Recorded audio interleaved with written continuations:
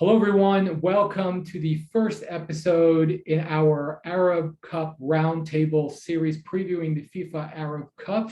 If you're watching this, we are probably just under 1 year to go until the 2022 FIFA World Cup in Qatar. And there's no Confederations Cup this year, but the test tournament is an Arab Cup, something that's been around conceptually since the 1950s. It's been played either in its Arab Cup form or in the Pan-Arab Games forms about 20 times. So with me here to preview this and to kind of get you excited about not only the FIFA Arab Cup in 10 days' time, but also the World Cup in a year's time, is a panel of the Arab world's finest. Let's get them to introduce themselves. We will go from west to east, starting with our man in Mesopotamia. First of all, thank you so much for having me on the show. I'm very excited to do this with you guys. And yeah, I think it's something really exciting to sit and be part of this new cup that is now FIFA recognized. And it shows you that a lot of publicity and a lot of effort has gone into making this tournament something big. So a little bit about me. My name is Hassanane Belal. I host a channel and a YouTube podcast and, well, Spotify and Apple podcast called Arab Football Podcast. And I try to cover as much news as I can, especially related to expat players that are Iraqi that play all across the world. So that's my specialism really. And I have very good links to a lot of people in the Iraqi national team. And I'll be just sharing my thoughts on what I think is going to happen during the next couple of weeks. Great. So continuing on, we've got FA Lebanon with us. Maroun, let us know where people can find you and what your platform is all about. Hello. We can find us on all social media, basically on Facebook, Instagram, and Twitter. What we do is we try to cover the league, the national team as much as we can, from news, graphics, and so on.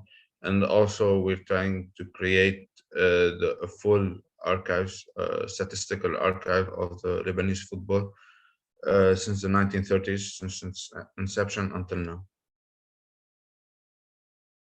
Okay, thanks for that. And last but definitely not least, we have a member of the Blue Check Gang on Twitter. So obviously we are a legit show because we have somebody of this gravitas with us. Maher, introduce yourself. Tell us what you're all about. Hey everyone, my name is Maher Mezahi. I'm an Algerian journalist based out of Algiers, and I cover African football in general for various companies. Most of my work is with the BBC, however, across all platforms. Very, very happy to be with all of you. Great, and I guess that just leaves me, your host for today. My name is Basil. You might know me as Football Palestine out on the interwebs, mostly on Twitter, but we also have a Facebook and Instagram account.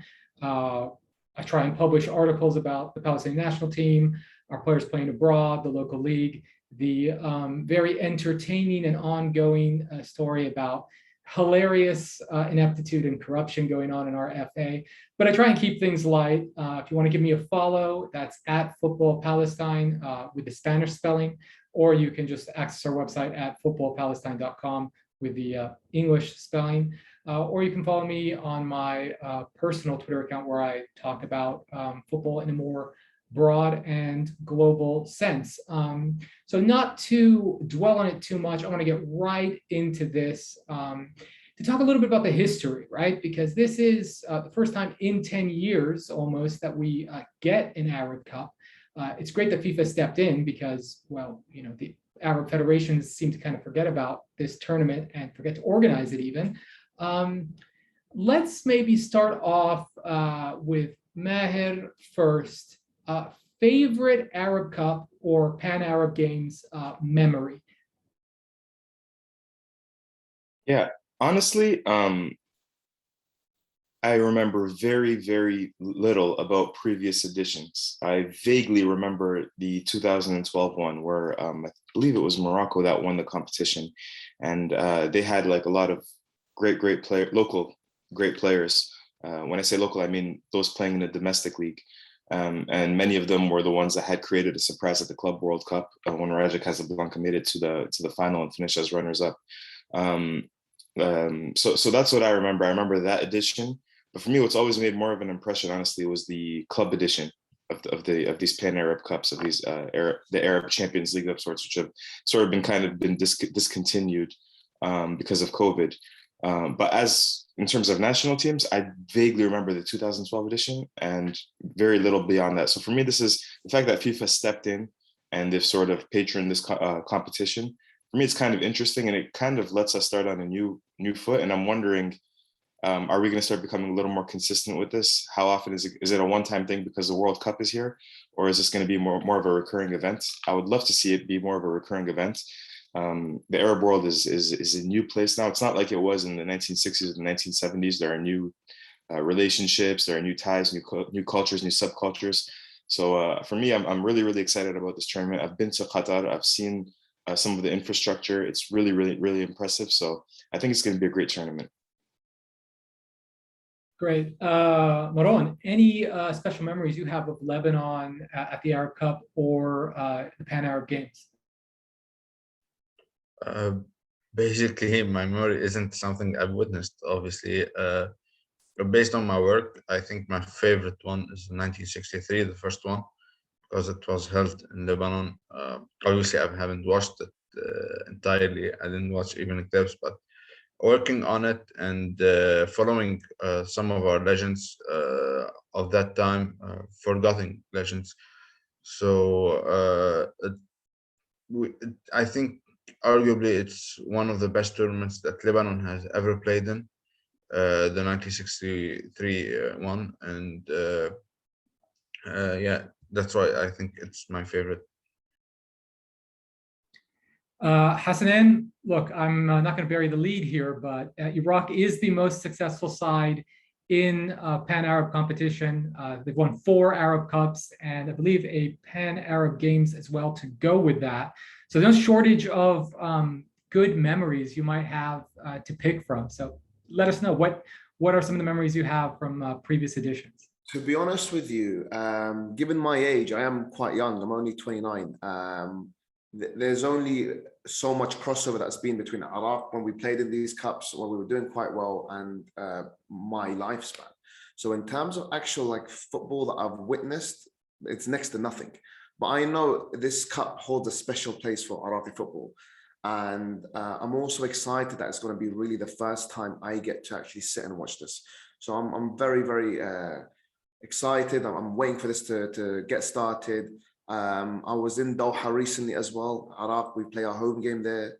So I was there for the match against Syria. The game against Korea was in Doha as well. So I've seen what Doha has to offer, and I know that this tournament, inshallah, will be amazing.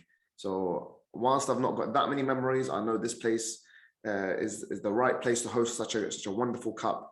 And I'm excited to see, hopefully, Iraq make it number 5, but we'll discuss that later. Yeah, we'll see. I think it's a pretty even slate. I think we'll get to our predictions at the end of the show. But I think there's quite a number of teams that could lay claim to being one of the favorites to win it and lift the trophy on December 18th. For me, yeah, I wish there were more of these types of Pan-Arab competitions, either in the form of the Pan-Arab Games or the Arab Cup, because they seem to be the tournaments Palestine shows up to for whatever reason. I think one of my earlier memories watching the national team was watching the 2002 Arab Cup, and it was when we debuted this kit that was in the form of the Palestinian flag that looked absolutely fantastic. And it was also the first major tournament for a lot of the players that we had recruited from Chile and other places in South America that had Palestinian heritage and came and played for the Palestinian national team. So I remember doing quite well. We played very expansive football. We had 5 matches in that tournament. We drew 4 of them, lost once. Probably if we didn't keep throwing away leads, we would have advanced and done something a little bit more in the 2002 edition, but always good memories because I think it was the first experience I got of a Palestinian side that played on the front foot, and hoping to see that type of team play in a couple of weeks' time with the current crop of players for Palestine. So let's get into it with our groups. We'll start with Group A, which kind of looks like a group that would be in the Gulf Cup because it has, well, 4 Gulf nations, if you consider Iraq a Gulf nation. It's the host Qatar. Iraq, we mentioned, the most successful side in the tournament, Bahrain and Oman. So I think it makes sense to kick it over to Hassanane.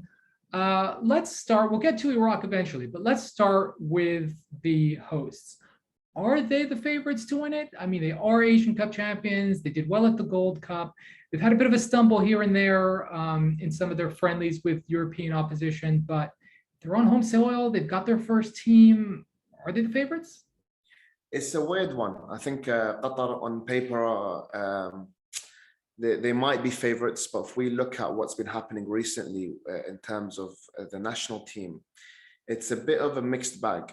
I think it doesn't help that they've not played many competitive games. I think people overlook this fact. The fact that they haven't played in, for example, the World Cup qualifiers, and they've had automatic qualification to the World Cup.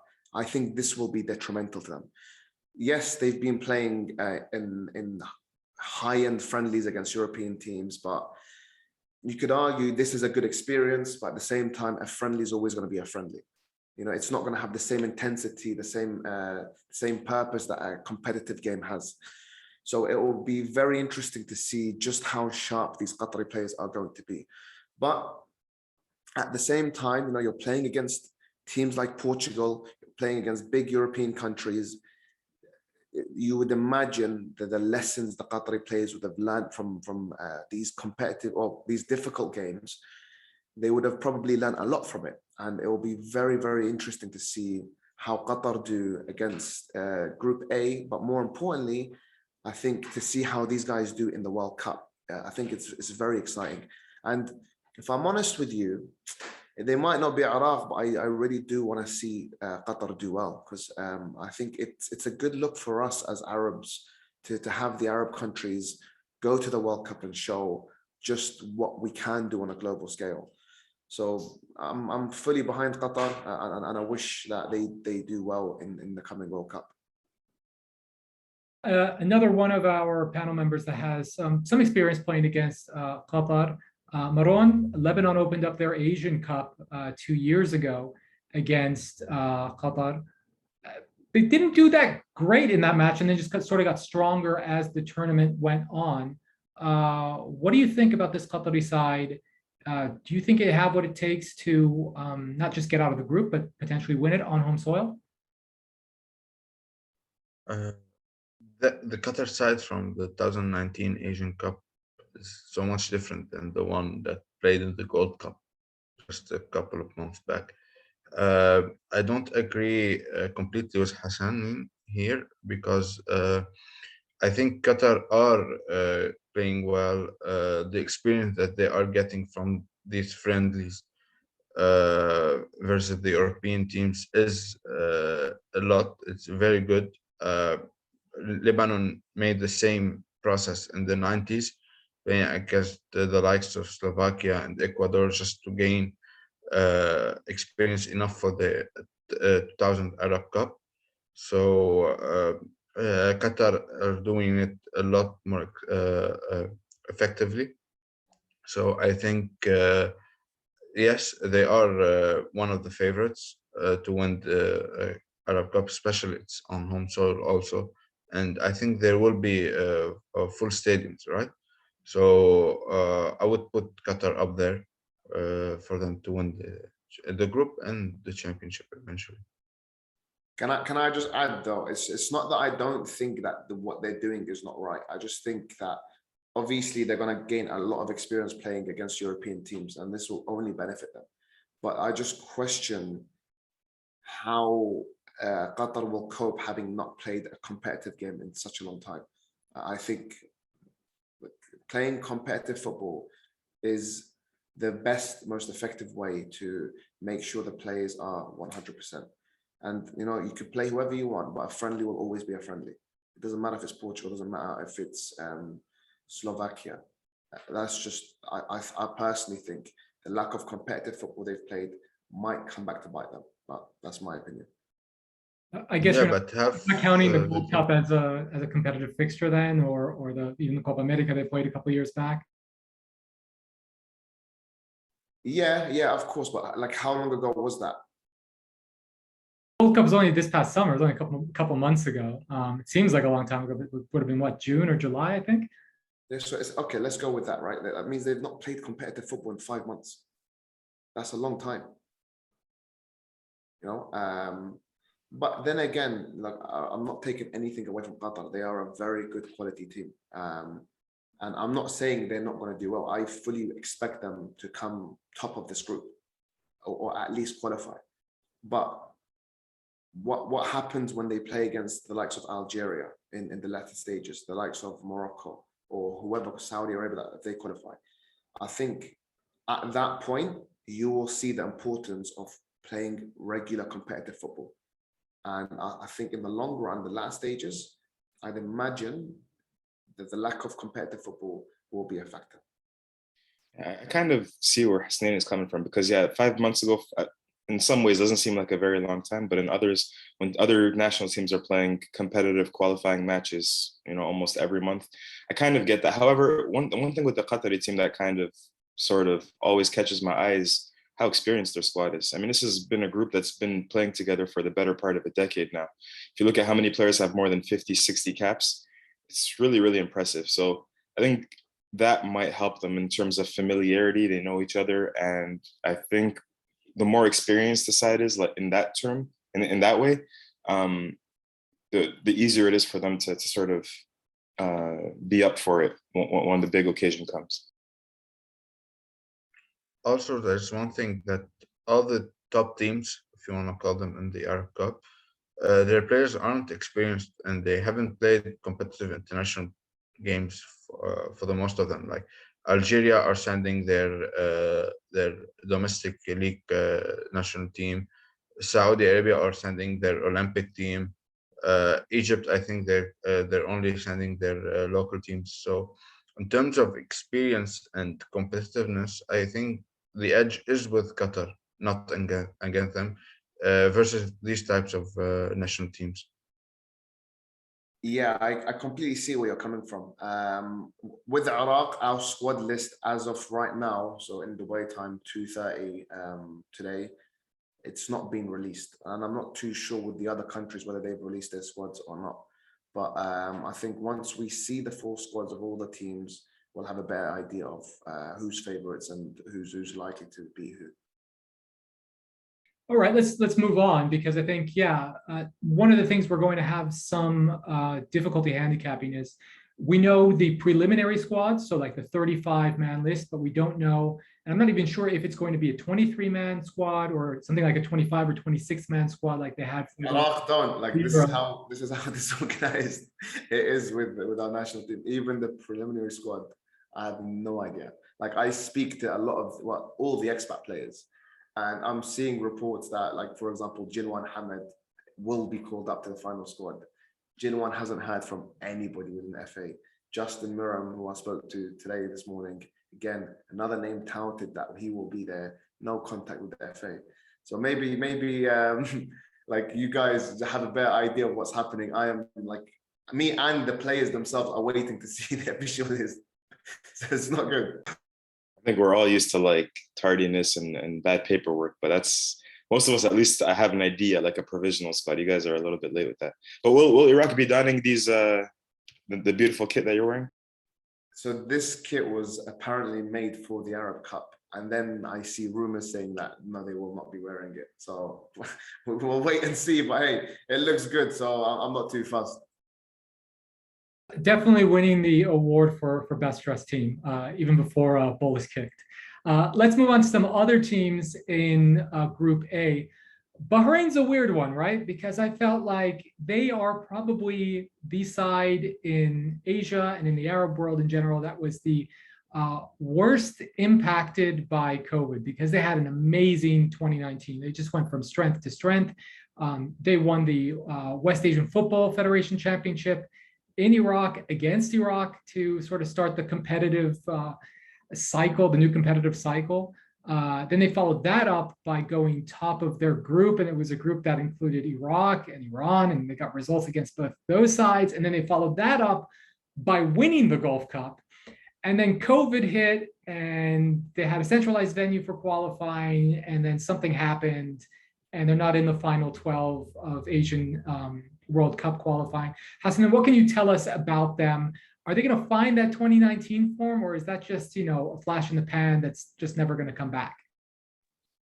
I don't know, to be honest with you, but I'll tell you one thing about Bahrain that I really, really like. Like on paper, you look at the individual players and none of them really stand out as incredible talents, but they are a very well-organized, well-run machine. And the manager has a very good idea of how he wants the team to play, and he plays to the team's strengths. They're very organized defensively. They're hard to break down. If you look at like the Iraq games against Bahrain, I think the last 5 or 6 games have all ended like 1-1, 0-0. It's very, very tight, cagey draws. They've beat us on one occasion. I think it was on penalties when we lost that final, but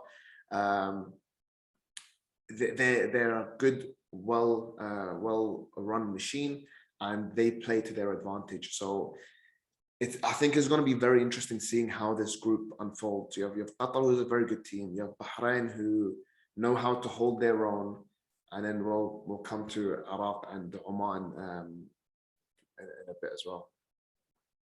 I think that's kind of, you could use that description to describe the Omani side. Also, not a lot of star players, right? But a team that knows what its strengths are, makes life difficult for the opposition. And, I think probably, correct me if I'm wrong, maybe Lebanon is happy with what's happened so far in round 3 of Asian World Cup qualifying. But I think probably the only Arab side other than Saudi Arabia that can really be happy with what they've done so far in World Cup qualifying, because nobody really gave them a shot, and they are right in there for the mix of getting at least the playoff spot in the more difficult group, right? In the group that has Saudi Arabia and Australia and Japan, which, should have been, at least on paper, the 3 that qualify, or the 2 that qualify directly and the 3rd in the playoff spot.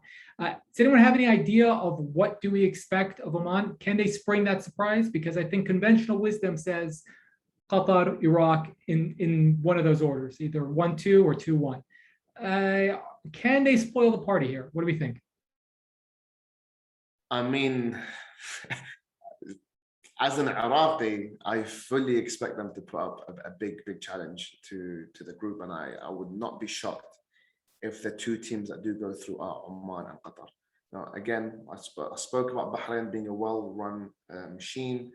Oman very much fit the mold of this. Again, you look at like individual players, no one really stands out as like, oh, this player is incredible talent, he plays in a top league or anything like that. But when you have a manager that plays to the team's strengths, when you have a manager that knows how to limit the weaknesses of his teams, exploit the strengths, you end up with a team like Oman, like Bahrain to a certain degree, where you can pin them against difficult competitors and still see them perform to a somewhat good standard. We saw Oman get a big win the other day, last minute. I think it was against Japan, wasn't it, when they scored and they took all 3 points. So like, I don't think Oman should be overlooked. I think that they deserve a lot of respect by everyone in Group A, and in a way, that's why I'm excited for Group A. I really think this can swing left, right, or center. And I think a big factor is based on which Iraqi team turns up. Because, yeah, well, we'll look at Iraq when you guys are ready. Just before we get to that, anybody else with thoughts on the other 2 teams in this group, Oman and Bahrain? Obviously, 16 teams in this tournament. We want to try and give everyone their due and respect all 16 participants. So, Maher or Maroun, any thoughts on these 2 sides? I've watched Oman, I think, versus Qatar in the 2nd round of World Cup qualifiers, and they actually caught my eye. They were good, and they were winning at some point in the game. So I think they can have a shot for qualifiers for to qualify for the second round of the Arab Cup. I wouldn't cross them out. Yeah, honestly haven't watched enough of Oman to be making to have an informed opinion. So I'm gonna refrain from doing that at the moment. All right. Well, I know Hassanane is itching to talk about the Iraqi national team and their prospects. What do we think? Is this going to be a tonic for the Iraqis, or is it just going to be another chapter in the sort of miserable reign of Dick Advocat? Wallah, where do I start? If we had this conversation a couple of hours from now and I knew what the squad list looked like, maybe I could give you a more informed decision, but this really can go one of either way. There's talks of a lot of senior players being dropped. I don't know if you guys know much about Iraqi football. We have players like Ali Adnan, Ahmed Ibrahim. We have the generation of what we call them the Hakim Shakir era. This is the Iraq team in 2013 that finished fourth in the World Cup under 20s. Obviously, notoriously, this generation of players had a lot of overaged players, including the likes of Ali Adnan, Dhurgham Ismail, Safa Hadi. Well, Safa wasn't there, but Dhurgham Ismail, Mohamed Abdurrahim, and many others. Now, Dick Advocate, for all his criticisms, he's been gradually kind of removing these guys and bringing in fresh young players who are of real age and exciting young talents. But what he's really struggled to do is to incorporate the expat players in a way that's meaningful. So for the first time ever in Iraq's history, this last round of qualifiers, we saw 6 expats all feature in the Iraq squad. So we had Ali Al-Hamadi over from Wycombe Wanderers. We had Jilwan from Sweden. We had Rabin Sulaka from Thailand, Emir Al-Amari, Wanda Jaaz, and both from Sweden. And we had Franz Butros. Up until the last month, there had always been a cap of maximum 4 expats in the national team. But there's rumors, and we'll find out very soon once the team gets leaked or published, I should say, that there are going to be a plethora of more expat talents. If this does actually happen, then it's an exciting time because you're going to have a wide range of players based on European style of football. And to see them all play together, well, I think we'll do very, very well. The problem is obviously like these players, they need time to bond, they need time to gel, and it's very difficult throwing players into just, hey, go, yalla, good luck. I don't think football works in that way. But at the same time, I feel the results of this will be significantly better than trying to incorporate 1 or 2 or 3 expats in a team made of entire local players. And generally, the Iraqi local players are very, very outdated and orthodox in their style of play. They play the long ball. They don't really cope particularly well under pressure. Tactically, they're very poor. And it means that when the expats come in, they suffer as a result of this lack of tactics, lack of tactical awareness in terms of when to play the right pass, how to cope with the pressure of playing. If you guys really want to understand the kind of the problems in Iraqi football and the issues that Advocate is facing and that he is also part of the problem of, please go on my YouTube channel, go on my social medias, Twitter, Instagram, Facebook, at Iraq Football Pod, and you'll find my interview with Justin Meram. It's about an hour and a bit long, and it's unbelievable analysis from Justin, where he just breaks down everything wrong with Iraqi football. So it's a bit of a weird one. Like I really think if we stay the way we are right now, a few expats sprinkled in amongst the existing players, this is not really going to be a good tournament for Iraq. If we actually bring in fresh expats, as it's rumored to be the case, and a bunch of young players from the Olympic team, and the Olympic team are very, very, very promising. You have players like Muntazar, Hassan Jabbar, you have like Ahmed Sirtib. These are players that are of real age for once, and they have shown that they really do possess high qualities. So we need to wait and see. It can really go either way. I can see Iraq qualifying, beating the likes of Bahrain, maybe nicking a draw against Oman, and maybe even getting a draw against Qatar and going through as second, for example. But I would not be surprised whatsoever if I also saw Iraq play in this tournament, maybe get 1 or 2 points tops.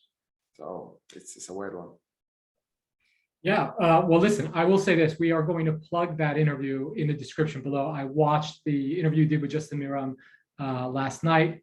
Fantastic insight from him, from a guy who's a true gentleman. I had the opportunity to meet him at the 2015 Asian Cup. Just a really nice guy and a great footballer as well.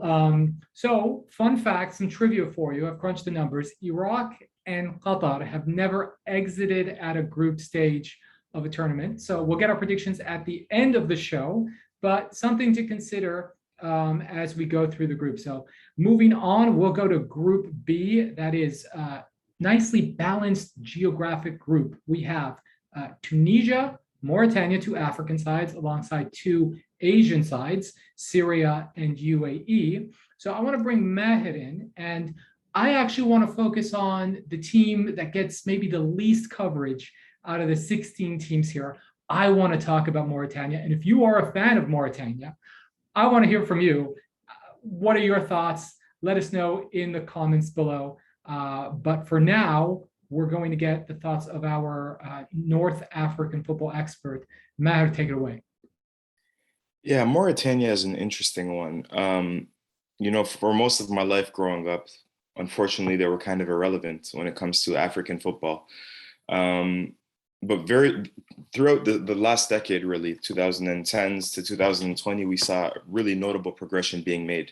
And FIFA actually points to Mauritania as one of the federations that have really good governance. The fact that, despite the fact that they might not have as many means as other federations, but if you go and see what the Mauritanian Federation has done, and their federation president is now CAF vice president, Ahmed Yahya, the money that they've used from these FIFA forward programs, you know, these goal programs, they've invested it very wisely, and they've more than, for example, tripled the amount of stadiums that they had that were up to international standards.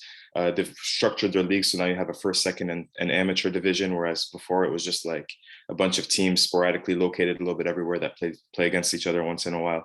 So under really the leadership of Ahmed Yahya, who is an Infantino confidant and who is somebody that's actually become quite influential in the Confederation of African Football, Mauritania have done a good job of not only developing infrastructure, but also bringing in some of the expats, so I guess we can call them, who are sometimes based in France. What's interesting now about Mauritania is that they had one coach for the last, I believe it was 7 years, Corentin Martins, who's a very famous former French international who played in the 1980s. Under Martins, they were very defensive. They would be a team that usually does not beat you more than 1-0, but also would not lose more than 1-0 too. It's a very almost negative style of play, but they shut down any spaces. They have some very, very big defenders. Like I think of Adam Abba, is probably the tallest defender I've ever seen in real life playing football. But he's kind of slow as well. And for me, he really encapsulates that Mauritanian style of play where, for me, they're like a rigid block. They defend together, and then they'll maybe go up on a set piece together and try to knock one in with their heads. So it's interesting now that he's gone. He failed in World Cup qualifying. They finished last of their group. And they brought in Didier Gomez, who's known around Africa. He sort of bounced around in Sudan and Algeria, a little bit everywhere. But he's not really known to be really inspiring coach. We don't expect too much of him. So it's really curious to see like how he's going to take this Mauritanian national team. He was just hired a few days ago. Is he going to have time to really put in place a proper system, a proper philosophy, and take that to Qatar or no? I don't know, but they're going to be difficult to beat. Whatever the case may be, it's like one of these bogey teams that you might have to worry that you think are going to be rollovers, but you end up drawing 0-0 or 1-1 against. So it's definitely a team to watch out for. But because of the instability and because of the negative recent results, I don't expect them really to make a push and maybe qualify from this group. All right. So that's the take on Mauritania. I think they're a very interesting side, difficult to handicap. What I'd like to do now is, instead of doing the logical thing and talking about the other North African side in this group, I want to talk about Syria, which is, I think, a really fun side to talk about, because what a soap opera this team is. I mean, there is never a dull moment with the Syrian national team. I enjoy watching them. I think they've got some fantastic players. It's just it seems like they can't get out of their own way. Let's go to Maroun. You obviously have played against them at World Cup qualifying. That was the first win an Arab side recorded, other than Saudi Arabia, of course. So the first win out of all the Group A teams from the Arab sides was recorded. Lebanon beating Syria in a very, very entertaining match. What do you see from their perspective? I know they just made a coaching change.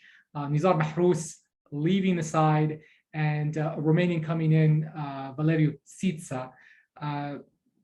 Which Syria is going to show up? Is it going to be the one that we all sort of fell in love with during the last World Cup qualifying campaign, or is it going to be this dysfunctional soap opera of a team?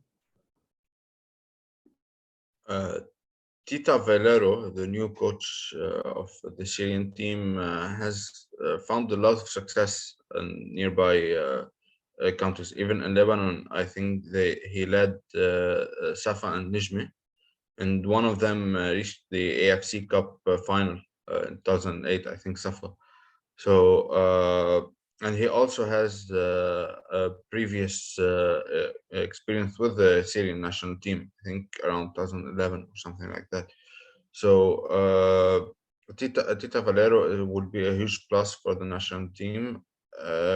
I don't think it's a problem of players for Syria. I think it's a problem of stability from the FA. And actually, the FA has resigned just before Mahrous was sacked. So it's a good sign, I think. And now the players want to prove themselves for the fans, and I think that Syria should not be overguarded in this group. I think they can be a good side. They just need some tactical balance or something like that from the coach, and I think it would be a great step for them to even do well in the World Cup qualifiers after the Arab Cup. So hopefully they can find their charm back. Of course, the other team that is in that Group A Asian World Cup qualifying group, 4 Arab teams in there: Lebanon, Syria, Iraq, UAE. UAE is also in this Group B alongside Syria, Mauritania, and Tunisia. A man who I think has seen the Emiratis play in person. I think you were at that match. I believe it was in Dubai. Ended 2-2 between Iraq and UAE. Another side that I think they think of themselves as the semifinalists, or the third place team actually from the 2015 Asian Cup, and the semifinalists from the 2019 Asian Cup. But every single time I've seen them play over the last 2 years, they just sort of strike me as another West Asian side. Am I wrong? So I don't know if you guys were following my tweets following that game, but I was waiting for one of the players after the match, called Emir El Amari, and just gonna say goodbye to him before he flies back home to Sweden. And outside of the stadium, there were the UAE fans and some few, like 10 Iraqi fans waiting you would have thought, to greet the team. But it was a very catastrophic performance from both sides. And Iraqi fans were not happy, the UAE fans were not happy.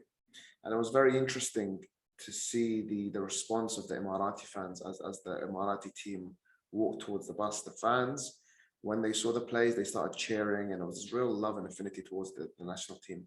When the coaching staff made their way to their coach, it turned into a chorus of just pure boos and hurling abuse and all sorts. So I think the Emirati fans themselves know what is happening right now in the world of Emirati football. It's not good enough, and the fans are demanding more. but a lot needs to change. You know, that game, it could have finished 3-2 to Emirat if it wasn't for a late VAR decision. But they didn't play particularly well. Iraq also looked very, very poor, but we brought in Emir with 25 minutes to go and we were losing. And he single-handedly dismantled that UAE side and really exposed the flaws in the defense, in their midfield. And it makes you wonder how they're going to cope against a very good Tunis side. I think I predict that this will be a wake-up call to some of these West Asian teams, depending on who Tunis field. I think the gulf between African teams and a lot of Asian teams is monstrous.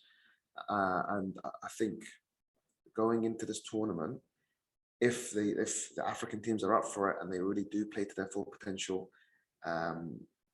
the likes of Syria, the likes of UAE, they are going to very much struggle with the tactical quality of these African teams, especially the North African teams. The tactical aspects of these teams, the quality on the ball, the speed and intensity at which they play. I can't see this being an easy group for Emirat or Syria. And to be honest with you, it sounds like Mauritania will be able to bully these two teams if they really are as solid in terms of defensive shape, in terms of taking advantage of set pieces. I can very much see Syria having a very, very difficult time. And the same thing with UAE, because in terms of like set pieces, you bring in some of these big Mauritania defenders, I could see them winning this 1-0 very easily. So I think this group is very much open. Yeah, I would agree with that assessment too. I think, I mentioned in Group A, you have Bahrain, for whom COVID just came at the really wrong time and stopped their momentum. I think the Emiratis owe the pandemic a huge, huge thank you, because they struggled in an easy group. They're the second round, they were grouped with 4 Southeast Asian sides. And for people who don't know Asian football, Southeast Asia is not home to the greatest football. And they had Thailand, Malaysia, Indonesia, and Vietnam in that group. And they fired Van Marwijk, cycled through, I think, 2 or 3 coaches in 2020, bought back Van Marwijk, and were lucky enough to host the final 4 games in Dubai on home soil. And that really helped them kind of get over the top. But I think what we've seen here is a side that is lucky really to be in the final stages of World Cup qualifying. Maybe this will be a tonic for them, but I don't think the signs are very good. And when you go out and you naturalize 2 Brazilians, and how old is Sebastian Taileveu? He's like 50, he's pushing 40 for sure. He's an old guy. If that is your solution, then obviously the signs aren't good. But without further ado, I think the marquee team here, although they're the sort of the North African side that doesn't get as much credit as the other North African sides, Tunisia. What do we think of the Carthage Eagles?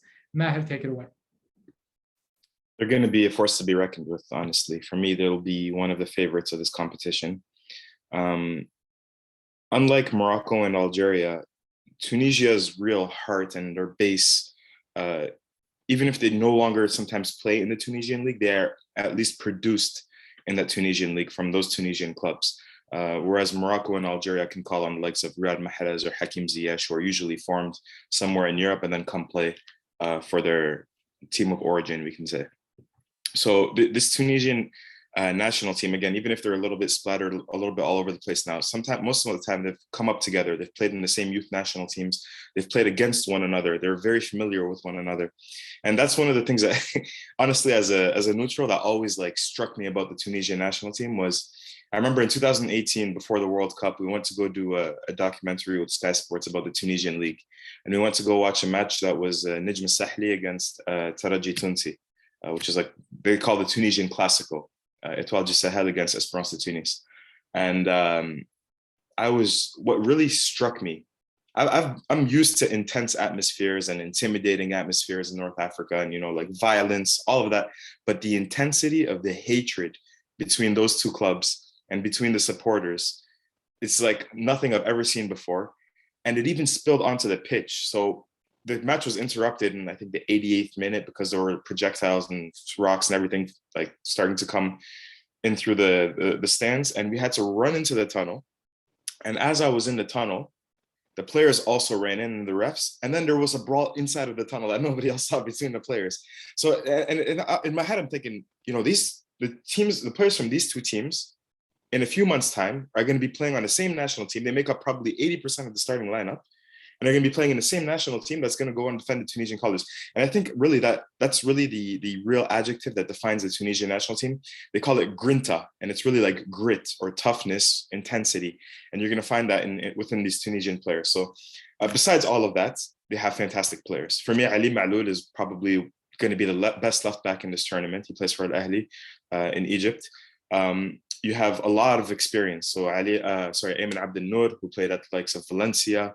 Now he's playing at Slal in Qatar. You have Farouk Ben Mustafa, who's a starting goalkeeper for the Tunisian national team. Yassine Meriah. Honestly, like 80% of the starting national team is going to be playing in this tournament, whereas that's not the case necessarily with Morocco and Algeria.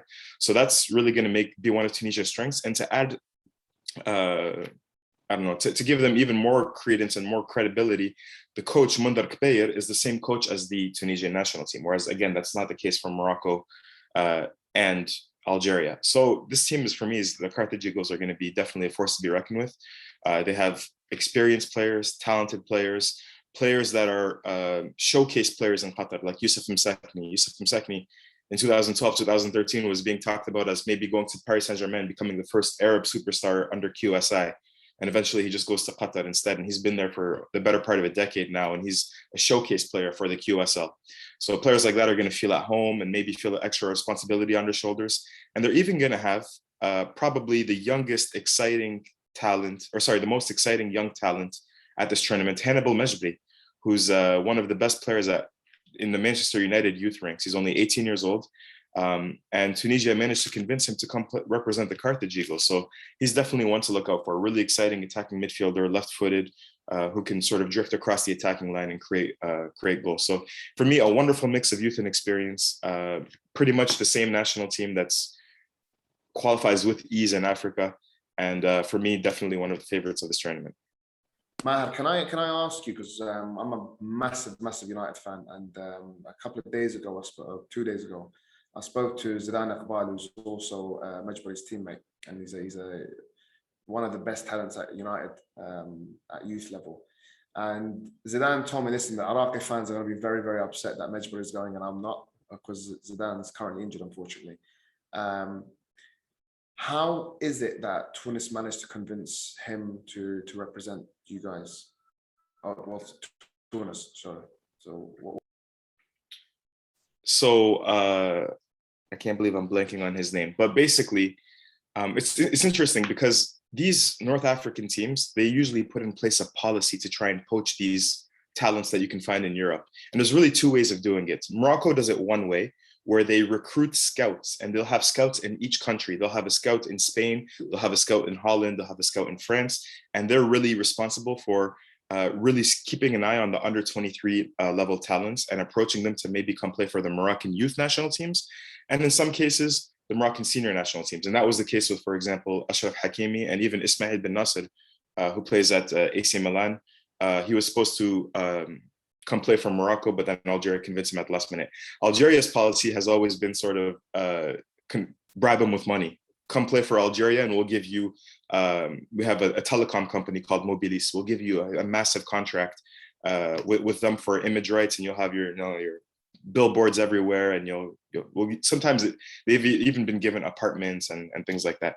So Tunisia, what they've done is, and I can't believe I'm forgetting his name, but he's come in the last year,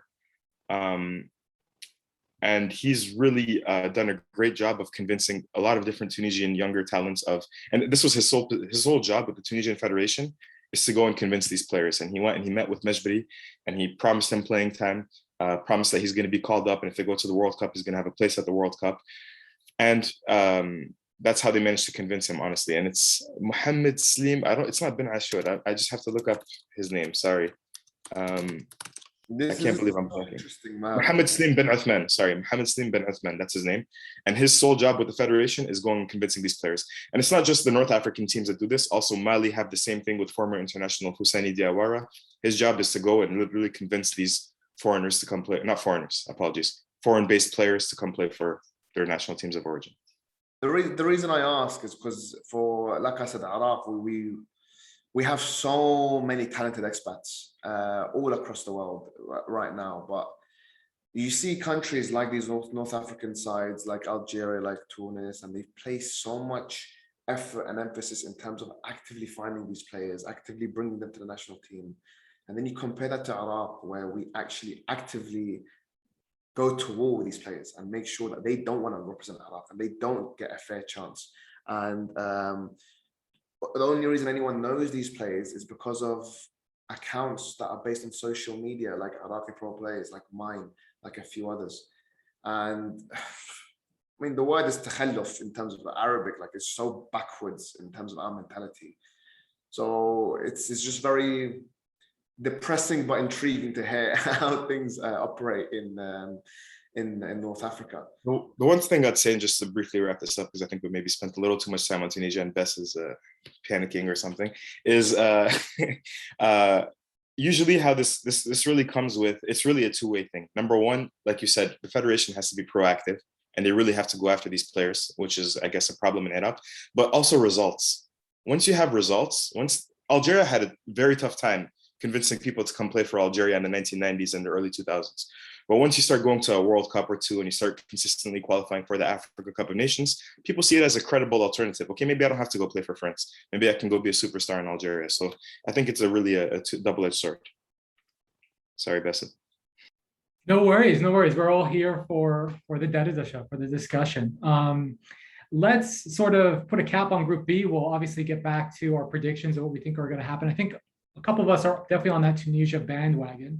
But I want to get to Group C, not just because it's Palestine's group, but also because it's headlined by two teams that a lot of people see as favorites here, Morocco and Saudi Arabia. And we've gotten actually the final 23-man squad for Saudi Arabia, which people who were hoping to see Hervé Renard in his lovely pressed white shirt, see if you can get your tickets refunded because he's not coming. His let's say less handsome assistant will be in charge of the team. And it's pretty much an under 23 squad. So I want to ask the panel, usually when they had the Confederations Cup, a lot of the teams, definitely from North America, the focus was let's win our continental championship. Let's get to the Confederations Cup, because then we not only get the elite competition 1 year out from the World Cup, but we also get the feel of the tournament, what the stadiums are like, what the hotels are like. So my question to the panel, and we'll go from west to east. Do you think Saudi Arabia is missing an opportunity to send its first team, because the Saudi League isn't going to be playing at this time, they're on a break. Are they missing an opportunity to kind of get the feel for a World Cup 1 year out? Or is it actually better to maybe send your under 23 team and find, kind of the tail end of your squad, the last 6-7 players that will make up the 23 or 25-man squad that will go to Qatar in a year's time? So I'll give it to you, Maher. Want to see what you think about this. Yeah, honestly, I think the best alternative is probably something in the middle. If you have, any players that have any nagging injuries that are very experienced that don't need to play in this tournament, you can let them stay at home. But for me, it's not a great idea to just send youth players as well. A good mix, I think, would probably be best, not only for being competitive in this tournament, but also, like you said, actually prepping your national team to go on and play important fixtures in the future. And this is something that we've seen with a lot of North African teams. Morocco, who we're going to speak about in just a moment, Algeria, Tunisia, they've been sending, they can't call on their players from Europe. So this is not going to be full strength national teams, but they've been sending very, very strong local young teams. And usually you can find 1 or 2 or 3 or 4 older players that are playing in the MENA region that can play in this tournament as well. So I think for me I think maybe Saudi Arabia might be missing out, but at the same time, there's still a lot of time before the next World Cup. We still have 12 months, so it's not the end of the world. Maroun, what are your thoughts? I don't think they're really missing out because the players, most of them have played in Qatar before. They know the atmosphere, they know everything about it, and either at club level or at national team level. Um, Also, maybe he could have sent some of the experienced players, but he sent the under 23 for a reason because they need to get the international experience that they can get in order to be good enough to get into a strong team like Saudi Arabia. It's not like with smaller countries like let's say Lebanon. They don't really need to send the under 23 players because the competition isn't as tough as it is at Saudi Arabia national team, let's suppose. So I don't really think it's a negative to send the Olympic team to the Arab Cup, but yeah, it could diminish their hopes to get the title. But I don't think the FA really thinks about that. Yeah, before I throw it to Hassanane with his thoughts on this decision, just to recap, it is, by my count, 6 players in the squad have played for the senior national team before. They are Saoud Abdel Hamid, he's got 9 caps. Ayman Yahya, he has 3 caps. Firas Al Burkain has 15 caps at 5 goals. Abdul Hamdan has 14 caps, 4 goals. Turk Al Ammar, 4 caps. And the backup goalkeeper, who will be the first choice, Yami, who has 4 caps and started the last 2 qualifiers for Saudi Arabia. So a little bit of experience, but mostly a lot of inexperience. Hassanane, what are your thoughts? Is this a little disrespectful to the other teams in Group C? No, if anything, I really, I think envy is the right word. I'm really envious of Saudi Arabia and the way they operate, the way they respect their national team, the way they built a league that can produce the talents it has without doing what the likes of Emirat and Qatar do, and like nationalizing these randomers is just as a core of very solid Saudi players. And they stand out from all the other Arab teams. And for me, this is something that we need to respect. And they are, as we mentioned earlier, in a very tough Group B for the World Cup qualifiers. They've put themselves in a very solid position. Some would argue that they're favorites to even make it to the next round ahead of the likes of Australia and Japan. So, I mean, in the grand scheme of things, no disrespect to the rest of us, but it doesn't really matter that the Arab Cup compared to qualifying for the World Cup, you know. Say we won the Arab Cup. Would I trade that cup for World Cup qualification to Qatar 2020? Yeah, absolutely. There's not even a question. Everyone wants to be at the biggest stage of world football. So should Saudi sacrifice maybe getting injuries, picking up like fatigue in their players and making risking losing and falling out of form? These are all issues that Saudi would face if things don't go as planned. So I completely understand the reason why they might rest some of these players, why they're giving an opportunity to some of the younger players to come in, play in this tournament, see, all right, the under 23s, who else can bring something new to their existing squad, maybe has a chance of pushing into the final squad for the World Cup. I'll rate this. If anything, I respect Saudi a lot. And like I said, I wish Iraq were in a position to do something similar. Yeah, I think part of me is kind of cynical. I think Hervé Renard wants a nice little Christmas break, and that's why he's not with the squad. The squad makeup, I can see why they're doing it. I could see both sides of the argument. I think Maher mentioned you probably want to go for a mix. And maybe if I was the decision maker, I would have done a bit more mixing of some senior team players that maybe are on the fringe a little bit there. That said, you know, I do think that they are in a deceptively tricky group because you're going to have, I think, a Jordan side that matches up really well with them. Because if you look at Jordan, they've bought back Adnan Hamad. They've sort of gone back to the future there.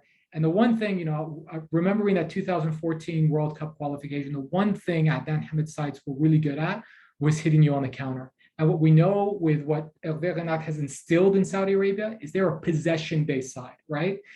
And that's going to play into the hands of Jordan really, really nicely. And it wouldn't surprise me if Jordan got a surprise to open up the tournament, because that's kind of what that team is about, right? That team is all about, not sexy players.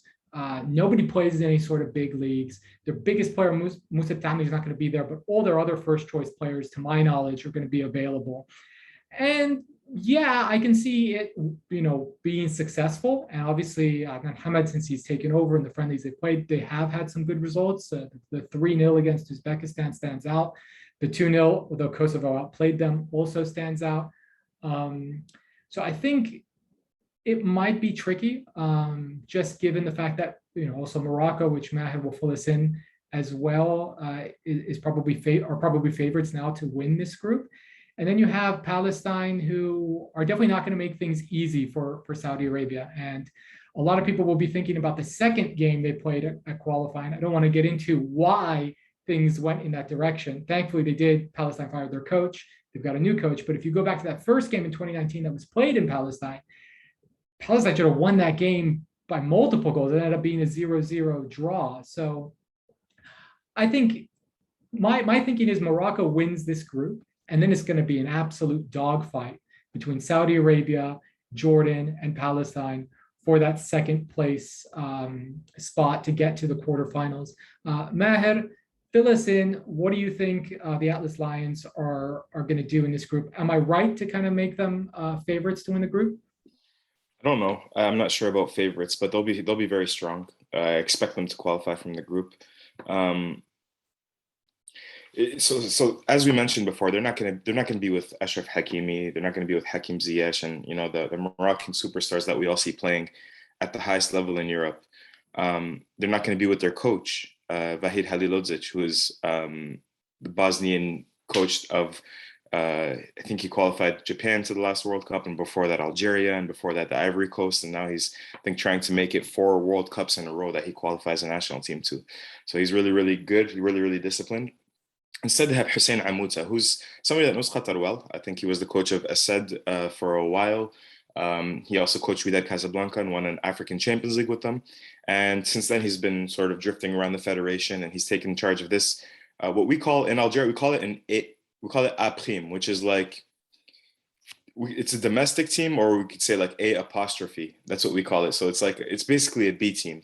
And they've been really, really good at the African level with this kind of team. So we have an interesting competition called the African Nations Championship, which is not the Africa Cup of Nations where Sadio Mane, Riyad Mahrez, and Mohamed Salah go play. No, the African Nations Championship is like a competition where only players based on the African continent can play. And we play this competition in Africa every 2 years. And Morocco are 2-time reigning champions. So 2020 they won, 2018 they won. And really the nucleus of those teams are going to be back here. Soufiane Rahimi was the MVP of the last one. Now he's playing at Al Ain in the Emirates. Fantastic player with a fantastic footballing mind. For me, he's probably going to be my favorite player in this competition. You also have the likes of Adel Ilah Hafidi. You have Badr Banoun, Ashraf bin Sharqi, Walid Azaro. These are all players who are capped at the national team level, are not necessarily starters anymore, but who could definitely be part of any Moroccan senior national team match, probably on the bench, and make a real good contribution. They're really good players. Again, cordoned off with a really good coach, who I expect to do well. But the only problem with Morocco, really, I think, is, well, at the senior national team level, they struggle to score goals.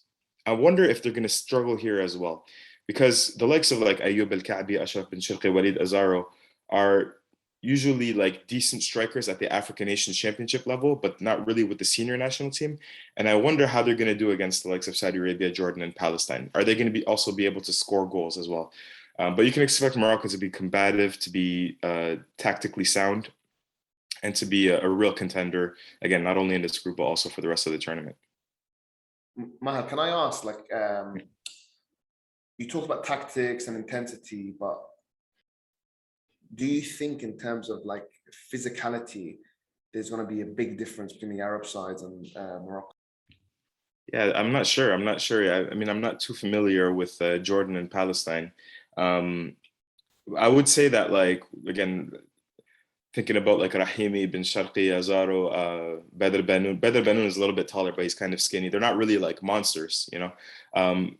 Usually where I've seen a difference traditionally, when I've seen like a North African side play, usually like aside from the Gulf or whatever, sometimes I see better conditioning, better physical conditioning, where the North African players can run for longer. And usually I see some kind of a tactical Gulf usually as well. Technically, usually I think they're probably at the same level. You know how good they are all over the Arab world in terms of technique. So, but like in terms of like strength and muscle, I'm not sure. I'm not sure. No, I mean, you touched on something very important, and I think this is part of the physicality in terms of the stamina, the intensity at which these teams can play, press for 90 minutes as opposed to 50, 60 minutes that we see in a lot of the Arab national teams. So I said it before, I'm really sure that we're going to see a big disparity in some of the qualities between the Arab sides and a few of the other teams. It's interesting. I think you mean the Asian sides and the African sides, because they're all. No, but like, it's a weird thing because like even in Africa, they sometimes look at us and they say, Gulf specifically. In Africa, sometimes they say you guys are going to play an Arab Cup, but you guys are African, and then it's like it's a weird thing where you're kind of stuck between like it's like Mediterranean, Arab, but also African. It's Is it like too late to cut that bit? no, it's honestly like it's a thing where you have to sort of assume all identities. You're not one at the expense of the other. You just sort of everything all at once, and makes for a nice identity crisis every once in a while. But but yeah, it's something that I think eventually you wear with pride because it provides opportunities like this. Yeah, I think I'll be remiss if I didn't speak a little bit more about Palestine before we got to Group D, and obviously Maroun will have his chance to speak about Lebanon at length. Look, I think. I just say, sorry, very quickly. Palestine, the only side I've ever watched beat Algeria at home in 2017. Yeah, that was a fantastic game, right? So wait, that was they played twice in Algeria. Was that the one with all the fans? Yeah, that was and we played our Olympic team, and I don't know if it was exactly your A side. I think there weren't all the players there, but yeah, it was for us. It was I think it was 2016.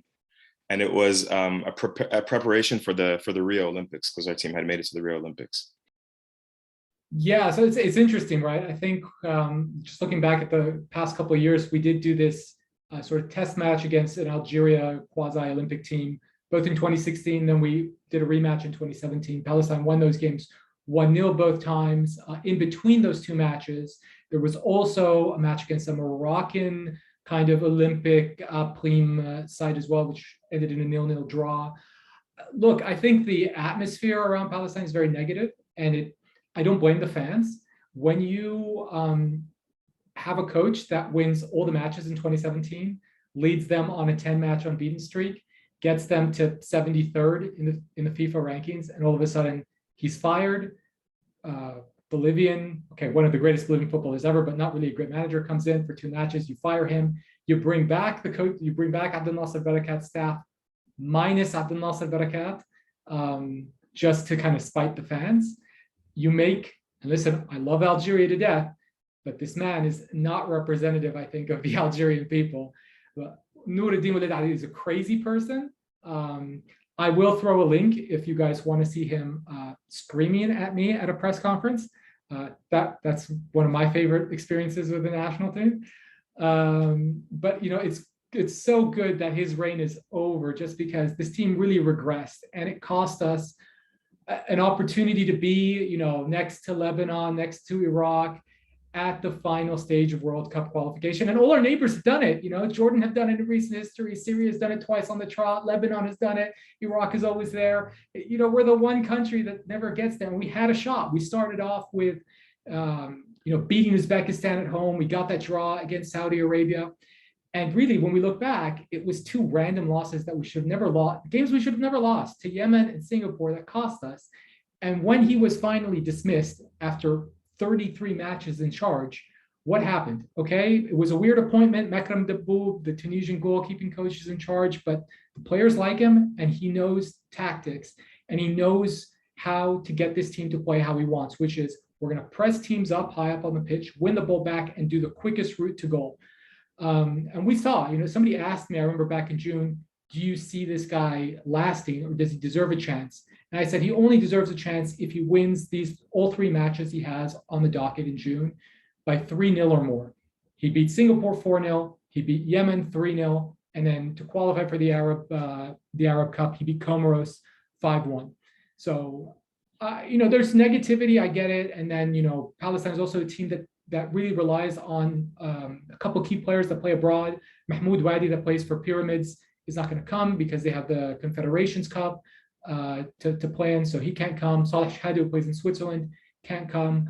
Ade Dabbar, who I think is probably the best Arab Asian player and doesn't get a lot of credit or respect, won't come because he's playing in Portugal and is his team's top scorer. But there is talent there. There are other players who have played with each other. They know each other. And if they play like they did back in June, I could see them making things interesting. I'm not going to jinx them though. So when we get to the predictions thing, you'll see what I pick. And it's the reverse jinx. I'm doing the reverse jinx. So if they do well, I'm still going to claim credit, but I'm going to do the reverse jinx. And with that, we're going to get on to Group D, the final group we're going to talk about. We'll throw it to Maroun to talk about Lebanon, who are joined with Algeria, Egypt, and Sudan. So it's Lebanon, the sole Asian side, and 3 African sides. Maroun, tell us what we need to know about Lebanon. Usually Lebanon now is on high, basically after the 6 World Cup qualifiers, even though the results are not what we hoped. Last minute 2 goals versus Iran that cost us the match, and we dominated UAE here and lost only by a penalty that a lot of the fans felt it was sketchy or something like that. But overall the performances are well, but sadly our main players will not be available at the tournament. Our captain Hassan Matou, he was injured. He didn't play versus Iran or versus UAE, but I don't think he will manage to appear in the Arab Cup.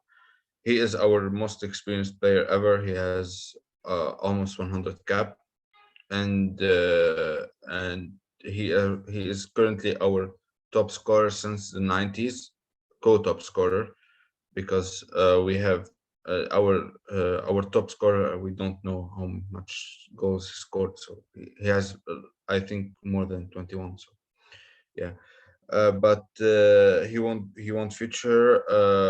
We have players that plays in Europe. Basser Jaradi, who plays in Cyprus, he won't be able to come. Hadi Ghandour, who plays in 3rd division in England. Omar Bigal, who plays in the 4th division in England, won't be able to come. Yeah, probably we'll have Rabi Ataya, who was, in my opinion, man of the match versus UAE. We will have also players coming from the Far East, like Joan Omari, who plays for Tokyo FC in Japan. So we will be almost full power, but we won't be able. We lost a couple of weapons that would be very helpful.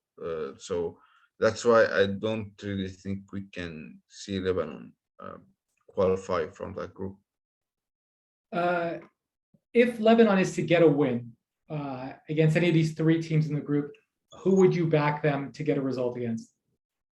I think it's obvious, no? I think it's B versus Sudan. I have a quick question about Lebanon, because Djibouti came to play in Algeria in I think it was August or September, and I had a fantastic opportunity to speak to the French coaching staff, and they really spoke about this match against Lebanon, where they felt like we were so close. It was just a few mistakes and we could have made it to the Arab Cup, and Lebanon is a strong team and we pushed them to their limits. And honestly, Djibouti got manhandled here. The match ended up being 8-0 over here against Algeria, and they ended up finishing, I think, with like -30 goal difference in the FIFA World Cup qualifying group here, because they got really beat down by Niger and Burkina Faso as well. So I'm just wondering, like, is that an accurate barometer? Like, is Djibouti supposed to be close to Lebanon in terms of level or not?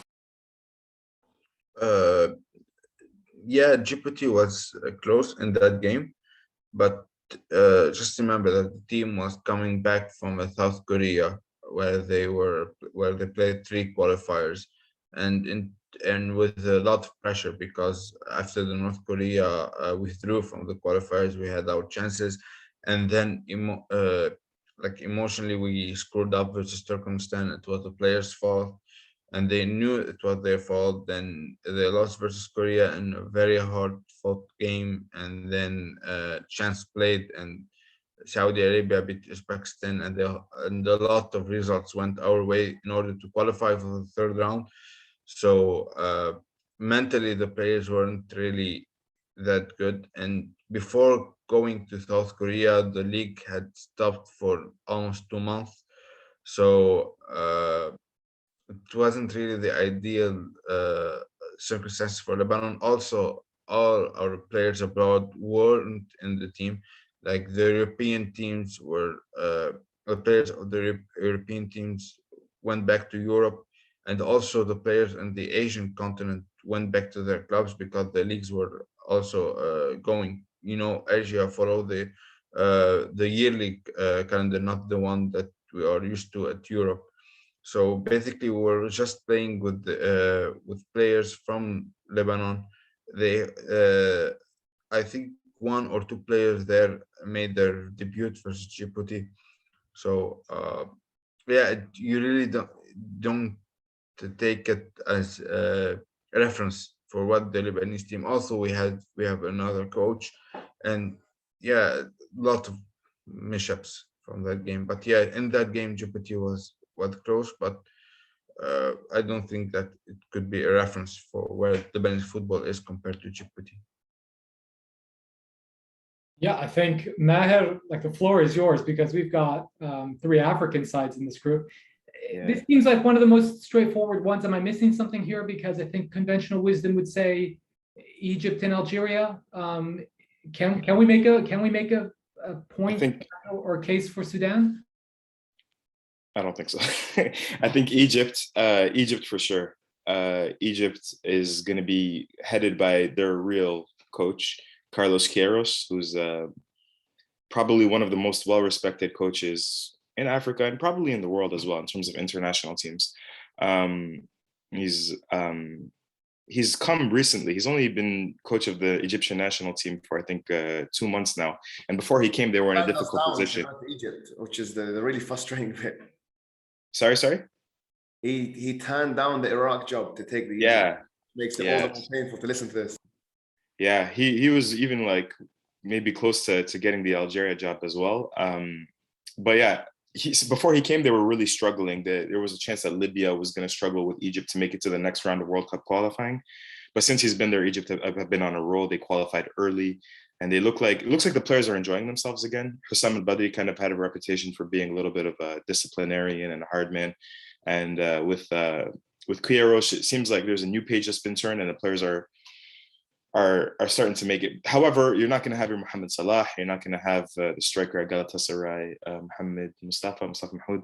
I forget his name. Really good striker as well. Omar Marmoush, who's been decisive in qualifying campaign, plays for Wolfsburg. So you're going to be without those European players, obviously. And even I think Ahmed Higazi, the defender who plays at Etihad Jeddah, he's not going to be able to play for this Egyptian side. And even I think some of the pyramid players, there's been rumors that they won't be able to make the squad as well. So nevertheless, the players are going to be there. Yeah. So nonetheless, Ahli Zamalek base, they're still going to be super, super strong. And Algeria is different because we're going to, instead of Algeria's real strength, look, we're 33 matches unbeaten. We're 4 matches away from the world record for matches unbeaten for a national team. We're the African champions, and we're looking good to if we make it to Qatar, inshallah, probably be the best Arab side, I would say, taking into account the last 2-3 years of form.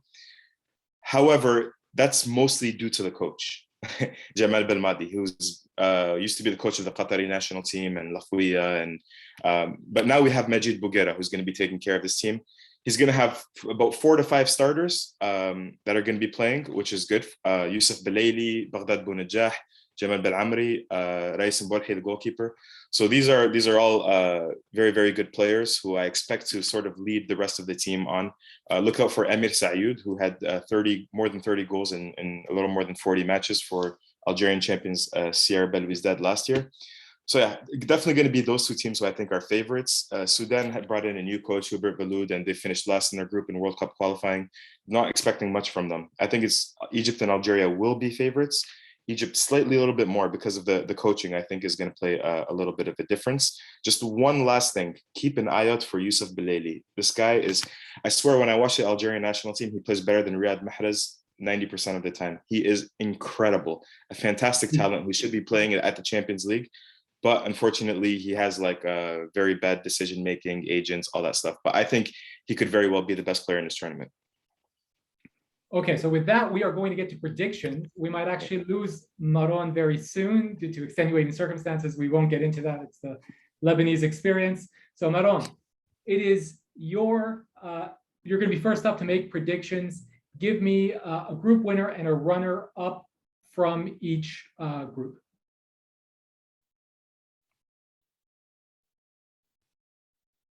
You're on mute.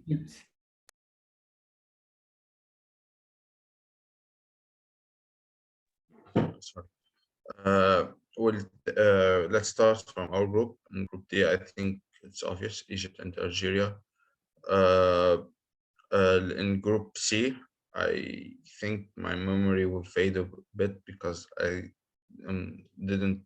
If you can help me with Morocco, Saudi Arabia, Palestine, Jordan. Saudi Arabia and Morocco, obviously. And Group B, who's there? Because I didn't memorize them. Yeah, let me recap. That is Tunisia, UAE, Syria, and Mauritania. Tunisia and UAE, I think they can make it through. And Group A, that's the Gulf Cup group of Qatar, Iraq, Oman, and Bahrain. Qatar and Oman, sorry, Hassanane.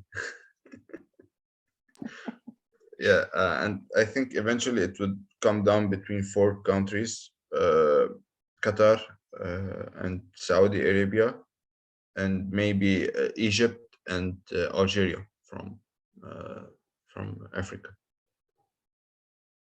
Okay, give me a winner. Give me a winner. Let's do that.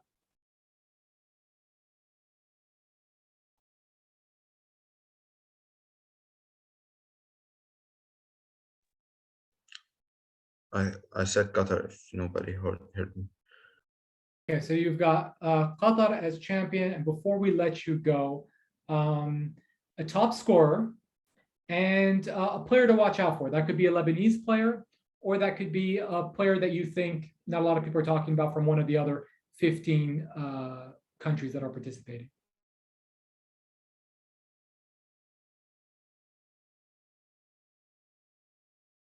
You're on mute again. Sorry. From Qatar, I think for the top scorer, I think it would be from Qatar, but it's really far-fetched. But I think it could be Mu'taz Ali. But player to watch, I will choose someone from Lebanon, and probably it would be Rabi Ataya if he was called up, because there's still some mishap about that. But yeah, I think Rabi Ataya will take the light from the Lebanese games because he's a real dribbler, almost like a Latino style play. So I think he would do great. Great, fantastic, Maroun. I'm so happy that you didn't give us the true Lebanese experience and the electricity didn't cut out. Super happy to have you on board. Thank you for your insights. Let's move on. Let's get Maher's predictions. Give me a group winner and a runner-up from each of the groups. If you need me to recap any of the groups, just tell me and I'll remind you what the groups look like. I got it here. So I'm going to be pretty boring. I think it's going to be similar. Qatar, I think, are going to be group winners in Group A. I'm going to go with Iraq. Why not? I'm going to go with Iraq as runners-up. I have faith that maybe this list that's coming out is going to include a lot of young talent, I hope. Group B, let's go with Tunisia, and I'm also going to go with the UAE. I think Mauritania and Syria will make things a little bit difficult, but those two teams will make it through. Morocco, Saudi Arabia, sorry, Basil. And the final group, I'm going to also go with Egypt and Algeria. My winner of the tournament, I think is going to be Tunisia. I think they're usually good in these kinds of tournaments, and they have as close to the real national team as any of the other African nations. And like I spoke about before, that good mix of experience and youth. A player to look out for. Look, if he plays, let's stick with Tunisia and talk about Hannibal Mejbri from Manchester United. If he plays a lot, I think that would be a great opportunity to really showcase his talent on a wonderful stage, on an international stage. If not, then I think watch out for Yusuf. For me, it's Yusuf Belaili. For me, this guy is, again, fantastic footballer. He often outplays Riyad Mahrez for the Algerian national team. I swear to God, he is incredible. He assisted those 2 goals they got against Burkina Faso in their last qualifier. He was the best player for Algeria in that game. I was pitch side on Tuesday for that Burkina Faso match, and it's just, I don't know what to say. You just look up Yusuf Belaili if you haven't yet, and just watch the YouTube. And with the Algerian national team, he's probably been our best player since 2019. Mahrez has scored more decisive goals, but in terms of dribbling, creating opportunities, I'd probably say Yusuf Belaili. And finally, top scorer. I'm going to go with either a Tunisian or Moroccan. If it's Tunisian, let's say either Saifuddin Jaziri or... My pick. Is that your pick? I think he could finish top scorer. If not, look for one of the Moroccan strikers who, like Ayoub El-Kaabi or maybe Ashraf bin Sharqi. Whoever plays... Is Kaabi coming? Because Kaabi plays in Turkey now, so I okay. Coming. My bad. I messed that up then. Okay, so definitely not Al-Kaabi. So let's stick with Jaziri. Maybe Baghdad Bounedjah then, if we're going to stick with Algerians, because he's scored an incredible amount of goals in Qatar. I think he's averaged more than a goal a game for the last 4 or 5 years since he's been playing in Qatar. He'll know the stadiums. He'll know, and he's the only problem with Bounedjah is he's been missing a lot of easy chances with the national team recently. But I hope that like being on home soil sort of for him might unlock something. He might start being a little more clinical. Okay, I'll leave my predictions to the end. Hassanane, give us your predictions. I need a winner and a runner-up from all the groups.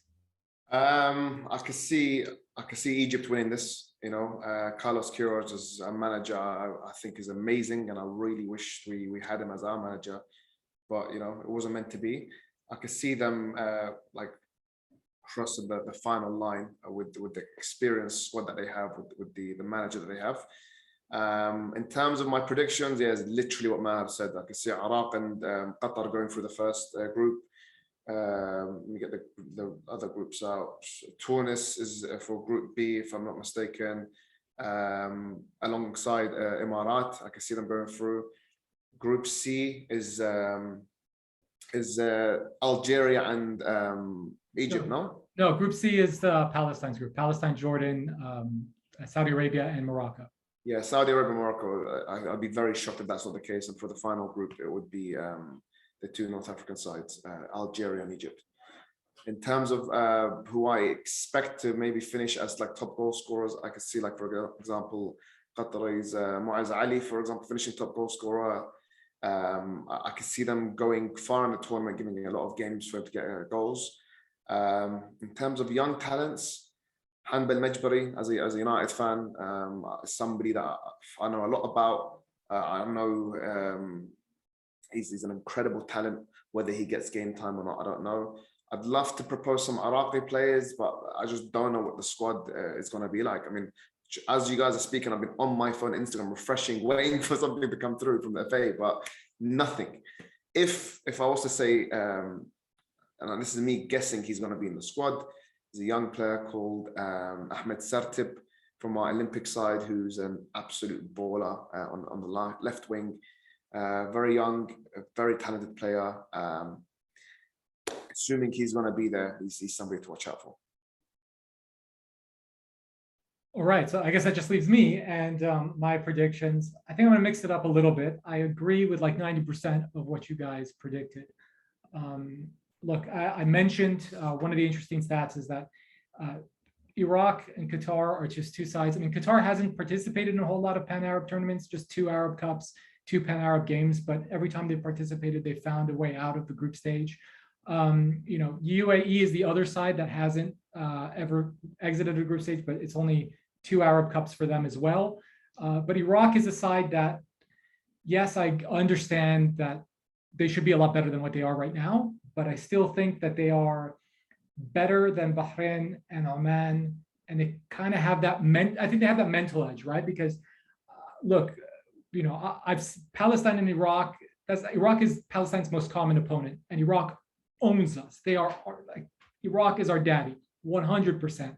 There's no sugarcoating it. That's the reality. But, you know, there was a time when we used to play in Iraq and we're like, okay, 3-0 at least. And now it's, oh yeah, okay, we're going to find a way to lose this, but it's going to be very, very competitive. And I do think that that win against Iraq is going to happen sooner or later for us. But I think that relationship that we have is also the relationship some of the other teams in the region also have with Iraq. And I think the players want to put it right. You know, they want to use this tournament as, you know, kind of a palate cleanser to make a final push in World Cup qualifying. So I will go Qatar and Iraq. Group B, we all said Tunisia was going to win the group. I think Tunisia is also going to win the group. UAE, I'm just not convinced. I mean, I think they're a bunch of frauds. I'm sorry to Emirati fans out there. You don't convince me. And going to naturalizing players and bringing back Van Marwijk, what are you doing? So, but then again, like Mauritania is also not that convincing, and Syria is not that convincing. But you know, if there's one team that is just all about the drama and could do something crazy just because that's what they are, that's their brand, it'll be Syria. So I'm going to say Tunisia and Syria probably like on 3 points. That'll be like Tunisia 9, Syria 3 and goal difference, something like that. Group C, Morocco will win that group. And I'm going with Jordan, so I can jinx them, to be the runners up. I also think, you know, look, I can make a case for Palestine. I could also make the case against Palestine. They'll be an interesting team to watch for sure, but yeah, I mean, it would be, I think, different if we had Abdullah Jabir, who's one of the best left backs in Asia. Our left back position is going to be a problem. Nazmi Bedawi, who's a great number 10, he retired. And we have a former Croatia under 21, Mohamed Al-Ghoul, who's coming in. I think he's one of my players to watch. He could be a good addition to the side. We don't really have an established number 9 striker. We've got this 19-year-old Ribal Dahamshi, who I really like, but he's only played 3 times with the national team. So there are issues there. You know, if the full squad was there, if Hodei Dabagh was there, I think things would be very different. But I'm going to pick Jordan to do what they always do, which is to rain on somebody's parade, usually ours. Group D, no surprise, Egypt and Algeria. And I agree with Maher. I think Tunisia wins this tournament. My top scorer, I said, was going to be Jaziri. Players to watch, Afsha, the Egyptian player. I think this could be a tournament where he really shows off his stuff. From a Palestinian perspective, I'm really excited to see Mohamed Al-Ghoul. I have never seen this player play before in my life, but they call him the Palestinian Luka Modric in Croatia, and he played for their under-21 team. So am I getting my hopes up, and am I getting excited? And am I going to be a very different person in 2 weeks' time when Palestine exits the group stage and it all goes wrong? 100%. Am I setting myself up for disappointment? 100%. But we're all fans. This is what we do at the end of the day. So yeah, I would say let's look out for him. Maybe he'll be the surprise of the tournament. And yeah, so I'll say Tunisia, and then Afsha, player to watch, Jaziri, top scorer. So with that, we've reached the conclusion of our first FIFA Arab Cup roundtable. We'll be back on the first rest day, which is December 2nd, to recap action in round 1.